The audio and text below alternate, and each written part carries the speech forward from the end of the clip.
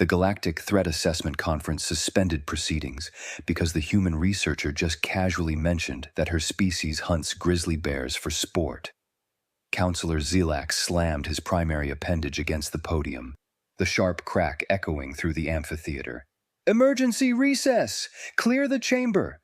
Everyone except Xenobiology Division heads and the human representative." Dr. Emma Rodriguez looked up from her data pad, confused. Around her, alien delegates were rushing toward exits, their various forms of communication creating a cacophony of panic. She'd only been half listening to the presentation about Earth's predator ecology. Honestly, most of it seemed pretty basic stuff. Yeah, Earth had some dangerous animals. So what? Dr. Rodriguez remained seated. Zilax's translator carried an edge of something Emma couldn't quite identify. Fear. That couldn't be right. According to YouTube analytics, 99.6% of viewers are not subscribed. That's a huge number. By subscribing the channel that is completely free, you'll help support the channel and never miss fresh content. Within minutes, the massive conference hall had emptied to just 7 beings. Emma sat in the center of what felt increasingly like an interrogation circle. Zilak stood with 3 other aliens she recognized from the morning sessions: Dr. Kaildra, the lead xenobiologist, Dr. Vex Thule, who'd presented the statistical analysis, and 2 others whose names she hadn't caught. "Dr. Rodriguez," Kaildra began, her translator producing clipped, precise tones, "did you or did you not just state that humans engage in recreational hunting of Ursus arctos horribilis?" Emma blinked. "Grizzly bears?" "I mean, yeah, some people do. It's regulated, you need permits and—" She stopped as all 4 aliens recoiled. "Why are you all looking at me like that?" Vex Thule's manipulator appendages flew across his interface. A holographic display materialized between them, showing a massive grizzly bear rearing up to its full height. This creature averages 360 kilograms. It possesses claws measuring up to 15 centimeters. Its bite force exceeds 8,100 newtons. It can run at speeds of 56 kilometers per hour. According to our analysis, it would be the apex predator on 73% of cataloged worlds. "Okay," Emma said slowly. "I mean, yeah, grizzlies are dangerous. That's why you're supposed to carry bear spray and make noise when you're hiking in their territory." "Hiking," Kaildra's voice came out flat. "You hike in their territory." "Well, yeah, it's their habitat. Beautiful country, really. I did a camping trip in Yellowstone last summer, saw 3 bears, kept my distance, stored my food properly. No issues." "You camped." Zilax had gone very still. "You deliberately slept in the territory of an apex predator." Emma laughed, though the sound felt awkward in the heavy silence. "They're not really apex predators. I mean, they're dangerous, sure, but they're mostly omnivores. They eat a lot of berries and fish." The holographic display shifted, now showing a great white shark breaching the water, jaws open. "Carcharodon carcharius," Vex Thule continued, 4 to 5 meters in length, bite force of 18,000 newtons, apex predator on 91% of cataloged worlds with significant aqueous environments. "Great whites?" "Yeah, they're incredible. I went cage diving with them off the coast of South Africa 3 years ago. Amazing experience." "Cage diving." Kaildra's translator was struggling with something, producing a staticky undertone. "You submerged yourself, in water, with this creature." "Protected by a cage, yeah, though honestly, shark attacks are super rare. You're more likely to be killed by a vending machine than a shark." Emma was starting to feel like she was missing something fundamental. "Look, can someone explain what's going on? Why was there an emergency recess?" Zilax moved closer, his multiple optical sensors focused intently on her. "Dr. Rodriguez, we've been analyzing Earth's biodiversity for the past 6 cycles, ever since humanity's admission to the galactic community. What we've found is unprecedented. Earth has an unusually high concentration of apex predator species," Kaildra added. "Not just in total numbers, but in diversity and lethality. Your world hosts predators that would dominate ecosystems on the vast majority of known planets. And humans, Vexthul said, his appendages still moving across his interface, appear to coexist with these creatures in ways we've never observed in any other species. Emma felt a smile tugging at her lips. Okay, I think I see the confusion.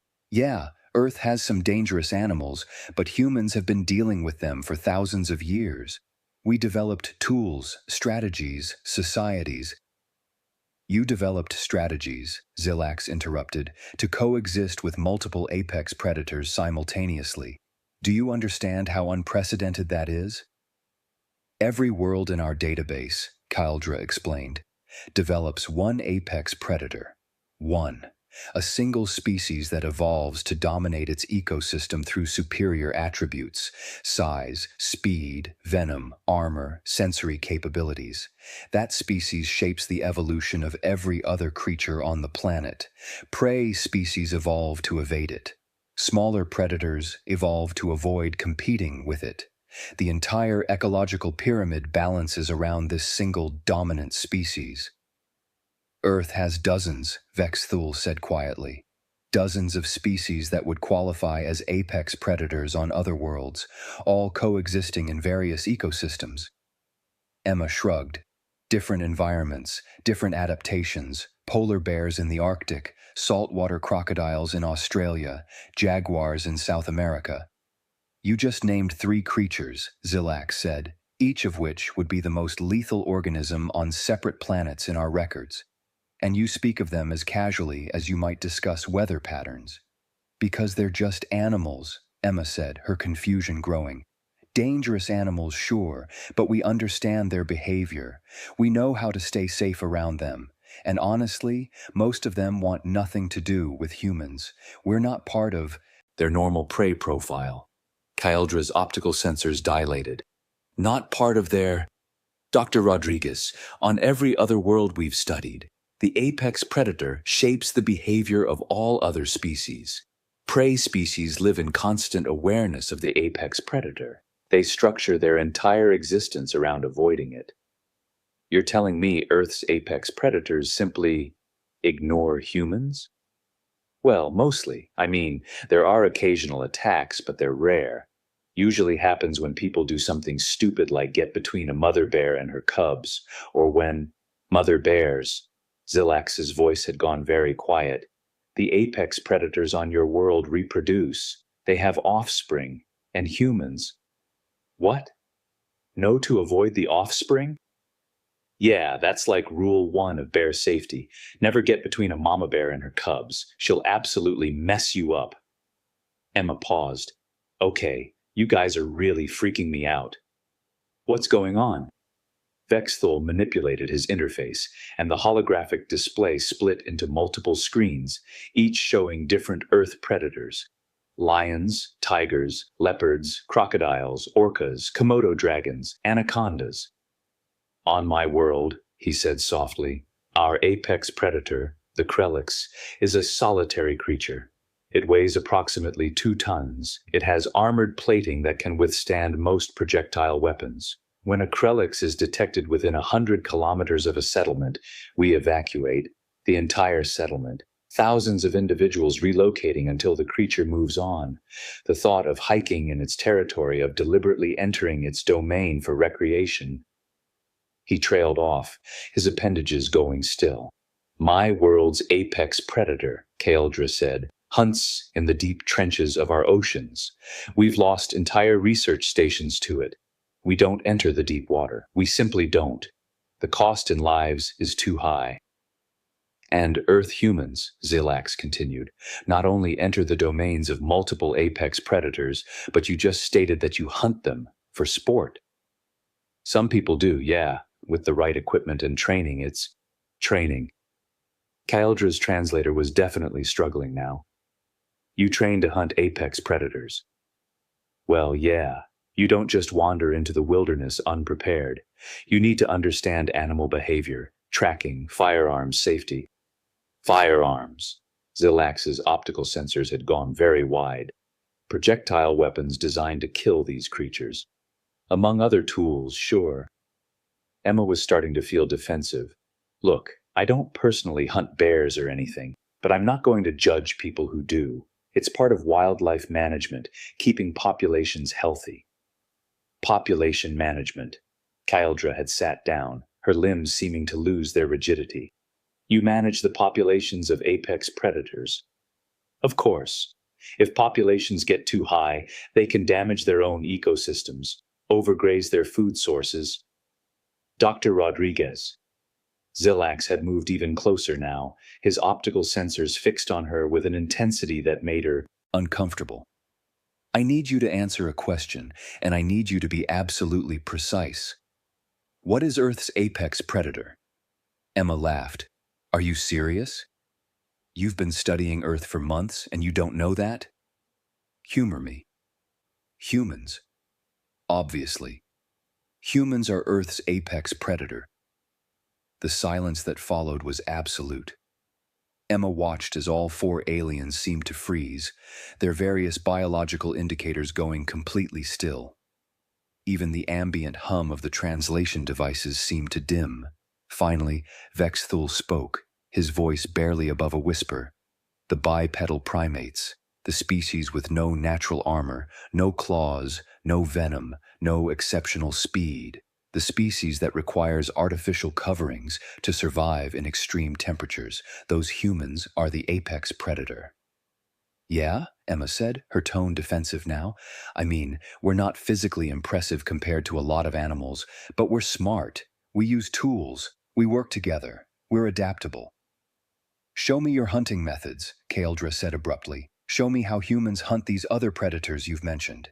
Emma pulled out her personal data pad, connecting it to the conference display. Okay, so there are different methods depending on what you're hunting and where. For big game like bears or elk, you might use tracking.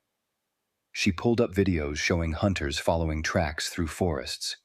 You follow the animal's trail, learn its patterns, figure out where it feeds and sleeps. Then you set up a position downwind so it doesn't catch your scent, and when you have a clear shot, you track them. Zilax's voice was hollow. You use their own behavioral patterns against them. Well, yeah, that's how hunting works. On any other world, Kyldra said slowly, the apex predator does the tracking. The apex predator hunts other species, not the reverse. Emma switched to another video. This is persistence hunting, one of the oldest methods. Humans can't outrun most prey over short distances, but we have incredible endurance. We can track an animal for hours, sometimes days, keeping it moving until it's too exhausted to continue. Then, stop! Vexthul's appendages had gone completely motionless. You're describing pursuit predation. That's how apex predators hunt on every world in our database, relentless pursuit until the prey exhausts itself. Sure, but lots of predators do that. Wolves, African wild dogs, those are apex predators on your world? Kyldra's voice cracked. I mean, they're pack hunters, so yeah, in their ecosystems they're pretty dominant. Though humans actually domesticated wolves thousands of years ago, so... Domesticated? Zilax sat down heavily, his entire body seeming to sag. You domesticated an apex predator. Dogs? Yeah, they're great. I've got 2 at home. Well, one's more wolf hybrid than pure dog, but you keep apex predators in your home as companions. They're not really apex predators anymore, they're dogs. We bred them for thousands of years to be friendly and loyal and... Emma stopped, finally registering the expressions on the aliens' faces. Oh, you really don't understand, do you? Explain it to us, Kyldra said quietly. Explain how the bipedal primates with no natural weapons became the apex predator on a world filled with creatures that should have hunted you to extinction. Emma took a breath, organizing her thoughts. Okay, so anatomically, you're right that humans aren't that impressive.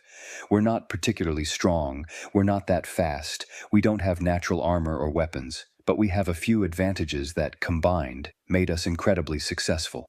She pulled up a new display, showing a map of human migration patterns. First, we're insanely adaptable. Humans have colonized every major ecosystem on Earth. Frozen tundra, scorching deserts, tropical rainforests, high mountains, islands, we figured out how to survive in all of them. Most apex predators are specialized for one environment. Polar bears are adapted for Arctic conditions. Jaguars are tropical. Humans, we just made different tools and different shelters and adapted our strategies. Environmental flexibility, Vexthul murmured, his appendages beginning to move across his interface again. Second, we have incredible endurance. I mentioned persistence hunting. Humans can literally run prey to death. We have sophisticated cooling systems, efficient bipedal locomotion, and the ability to carry water and food with us. We can pursue prey for hours in conditions that would kill most predators from heat exhaustion. Sustained pursuit capability, Kaeldra added, and Emma noticed she was taking notes. Third, and this is huge, we cooperate on a level that's almost unprecedented in Earth's predators. We share knowledge across generations, we develop complex strategies, we work in groups with specialized roles. A human hunting party isn't just individuals working together. It's a coordinated system with scouts, trackers, primary hunters, support members. Pack tactics with cognitive specialization, Zilak said. That's a terrifying combination. And finally, tools.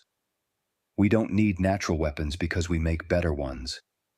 Spears, bows, firearms, traps. We can kill at range, we can kill from safety. We can kill things much larger and stronger than ourselves because we don't fight fair. Emma pulled up an image of early human hunters surrounding a woolly mammoth.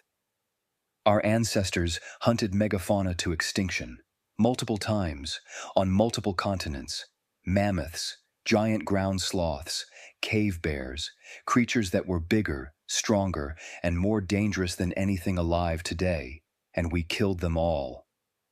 Weapons development combined with tactical cooperation, Vexthul said, his voice shaking slightly. Ranged killing capability, multi-generational knowledge transfer, environmental adaptation, sustained pursuit. Dr. Rodriguez, do you understand what you're describing? Successful hunting strategies? You're describing every characteristic of an apex predator we've ever documented, combined into a single species. You're not just an apex predator, you're an apex predator that developed intelligence as its primary hunting tool. You outthought every other predator on your world. Kaeldra was working on her own interface now, cross-referencing with Galactic database, scanning for analogous species. A pause. No matches found. There are no other known species that achieved apex predator status through cognitive development and tool use rather than physical adaptation. There are species that use tools, Zilak said carefully. There are species with sophisticated social structures. There are species with impressive cognitive capabilities, but none of them use those traits to become apex predators. They use them to avoid apex predators. Humans are unique, Vexthul concluded. In the entire Galactic database, humans are the only apex predator that evolved through intelligence rather than physical dominance. Emma felt a strange mix of pride and discomfort. I mean, when you put it that way, it sounds kind of intense. But it's just how we survived. We didn't have claws or venom, so we got creative. Creative? Kaeldra's translator carried something that might have been amusement or horror. You got creative and hunted to extinction every large predator that competed with you, domesticated the ones you found useful, and turned the ones that remained into recreational challenges. And we protect a lot of them now, Emma added quickly. Conservation efforts, wildlife preserves, anti-poaching laws. You protect them, Zilax repeated. The apex predator protects other predators from itself. Well, yeah. We realized we were too good at killing them, so we had to establish rules to make sure we didn't wipe them all out. Too good at killing them, Vexthul echoed. On my world, if we're too good at avoiding our apex predator, we consider ourselves fortunate. On your world, you had to establish regulations to prevent yourselves from accidentally causing mass extinctions through excessive hunting success. Emma shrugged. I mean, we did cause a bunch of extinctions before we figured out conservation. The dodo, the passenger pigeon, the Tasmanian tiger. We wiped out a lot of species before we really understood what we were doing. Unintentional extinction through casual overhunting, Kaeldra said faintly. That's a level of predatory efficiency that's genuinely disturbing. Hey, we're better about it now, Emma protested. We've got endangered species protection, habitat restoration, breeding programs. You're managing the entire planetary ecosystem, Zilak said. You're not just an apex predator, you're an apex predator that took responsibility for managing every other species on your world. When you say it like that, it sounds weird. But yeah, basically, we have the capacity to affect everything, so we figured we should probably be careful about it. Most apex predators, Vexthul said quietly, eat until they're full and then rest. They don't consider the long-term ecological impact of their hunting. They don't implement conservation strategies. They're not capable of that level of abstract planning. But you are, Kaeldra added, because you're not just apex predators. You're apex predators with spacefaring technology, complex civilizations, and the cognitive capacity to recognize and attempt to correct your own ecological impact. Emma felt defensive again. Look, we're not monsters. We made mistakes, sure, but we learned from them.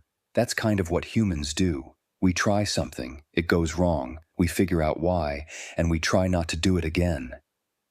Iterative learning applied to hunting efficiency, Zilak said. That explains a lot about human technological development.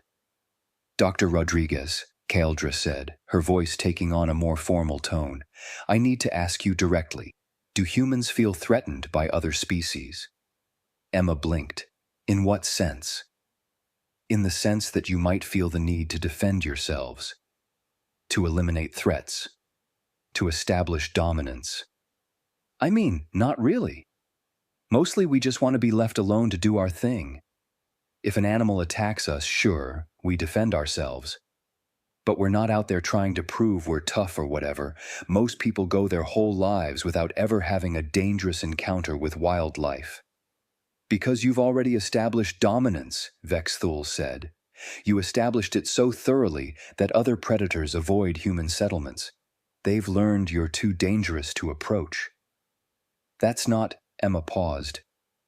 Actually, yeah, that's kind of true. Most large predators are pretty scared of humans. They've learned to keep their distance. They've been trained, Kaeldra said, through hundreds of generations, that humans are the superior predator. They treat you the way prey species on other worlds treat apex predators, with fear and avoidance. Emma felt her worldview shifting uncomfortably. I guess I never really thought about it that way. We're just humans. We're just living our lives. Living your lives, Zilak said, on a world where you casually coexist with creatures that would be the most dangerous organisms on most other planets, because you know you're more dangerous than all of them combined. Your confidence isn't arrogance, Vexthul added. It's earned. You go hiking in bear territory and swimming with sharks because you've internalized the understanding that you're the apex predator. They should be afraid of you, not the reverse. Emma thought about all the times she'd gone camping, hiking, diving, the casual confidence with which she'd entered wild spaces, the basic safety precautions that always felt more like common sense than genuine fear. Huh, she said quietly. I guess you're right. I never really felt scared, because on some level I always knew that if things went wrong, I had options. I could fight back. I could outsmart the situation. You could reassert your dominance as the apex predator, Kaeldra finished. That confidence is hardwired into you through thousands of generations of evolutionary success. Zilax was working on his interface now. This requires a complete reevaluation of our threat assessment protocols. Earth needs to be reclassified as a Class Omega predator world. Any species encountering humans needs to be briefed on human behavioral patterns and hunting capabilities. Wait, what? That seems excessive? Dr. Rodriguez, with all respect, your species hunted megafauna to extinction with primitive weapons. You domesticated apex predators. You've established dominance over every ecosystem on your planet. And now you have spacecraft, energy weapons, and access to galactic society. Zilax's optical sensors fixed on her. Do you understand why that might concern other species? Emma felt a chill run down her spine. We're not going to go around hunting aliens. That's not what humans do. Not currently, Vexthul said carefully. But your species' entire evolutionary history is predicated on identifying challenges, developing strategies to overcome them, and then implementing those strategies with remarkable efficiency. That's a successful survival strategy on your world. In a galactic context, it's concerning. We just want to trade, learn, make friends, Emma protested. Humanity isn't looking for conflicts. I believe you, Kaldra said gently. But consider, on your world, you protect other species through conservation efforts. You manage their populations, their habitats, their genetic diversity. You do this because you recognize you have the power to destroy them, so you choose instead to preserve them. That's admirable. It's also the mindset of an apex predator that's already won. Emma opened her mouth to argue, then closed it. Because Kaldra was right. Humans didn't protect endangered species out of fear. They did it out of a sense of responsibility. The responsibility of the strong to protect the weak. The apex predator managing its ecosystem. So what happens now? Emma asked quietly. Now, Zilax said, we update our xenobiology databases. We revise our protocols for human interaction. We inform the Galactic Council that Earth is home to a unique predator species that achieved spacefaring capability. And we hope very much that humanity's cooperative tendencies and ethical frameworks remain strong. Because if they don't, Emma asked.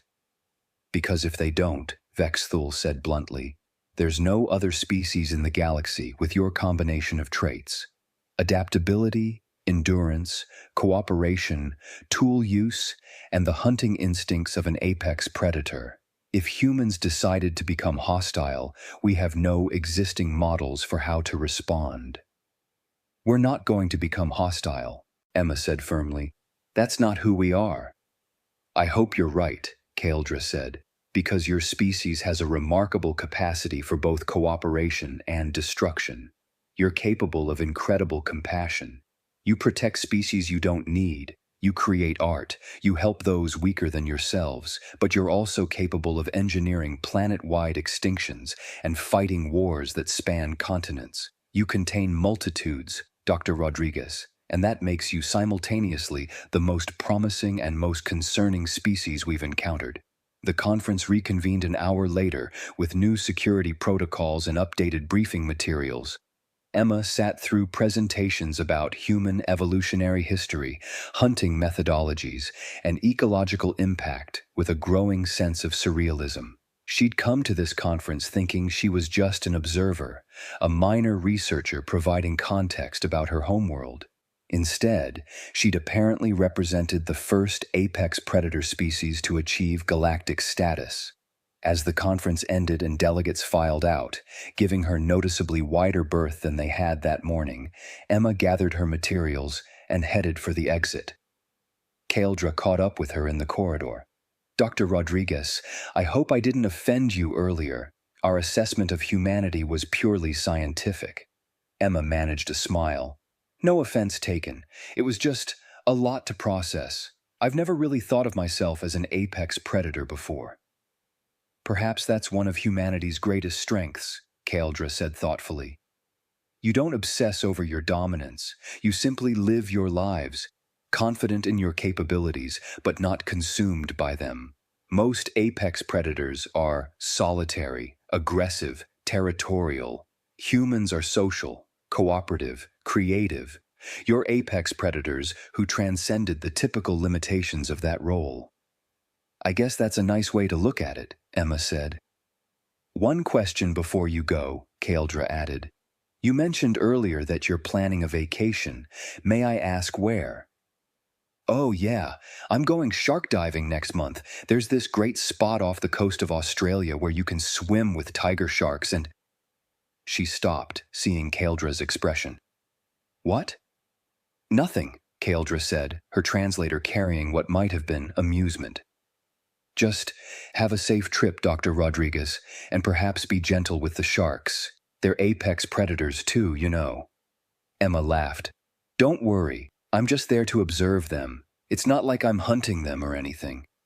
Of course not, Kaldra said. You're merely entering their territory, in their element, for recreational purposes, completely casual. When you say it like that, it sounds like the behavior of an apex predator so confident in its dominance that it treats other apex predators as entertainment. Yes, that's exactly how it sounds. Emma shook her head, smiling despite herself. I'm never going to live this down, am I? Probably not, Kaldra admitted. But look at it this way. You've given the entire galactic xenobiology community enough material for decades of research papers. Your species is fascinating, Dr. Rodriguez. Terrifying, but fascinating. I'll take that as a compliment. Please do. Emma headed for the transit station, already composing the message she'd send to her colleagues back on Earth. They were going to find this whole thing hilarious. She could already imagine the jokes about humans being scary apex predators while they did mundane things like grocery shopping or filing paperwork. Though as she thought about it more, walking past alien delegates who unconsciously moved out of her path, she realized something. Kaldra and the others weren't wrong. Humans were apex predators. They just wore that mantle so comfortably, so casually, that they forgot what it meant. They forgot that most species lived in fear of the biggest predator in their ecosystem. They forgot that conquering every environment on their planet was unusual. They forgot that hunting for sport rather than necessity was a luxury only the unchallenged predator could afford. Humans had won their planet so completely that they'd moved on to other challenges: art, science, philosophy, space exploration. They'd transcended the daily struggle for survival that most species still faced. Emma reached the transit station and cued her destination. As she waited, she pulled up her vacation itinerary, looking at the shark diving reservation. Tiger sharks, bull sharks, maybe some great whites if she was lucky. Creatures that would be apex predators on most worlds, reduced to a tourist attraction on hers. She smiled, just a little. Maybe the aliens had a point. Maybe there was something uniquely human about looking at one of nature's most perfect predators and thinking, I want to swim with that. The transit car arrived, and Emma stepped aboard, already thinking about what equipment she'd need for the dive. Behind her, she didn't notice the 3 alien passengers who chose to wait for the next car rather than share the confined space with her. After all, they'd just attended a conference about apex predators, and they'd learned, quite thoroughly, to recognize one when they saw one, even if the apex predator in question was just a cheerful xenobiologist thinking about her next vacation.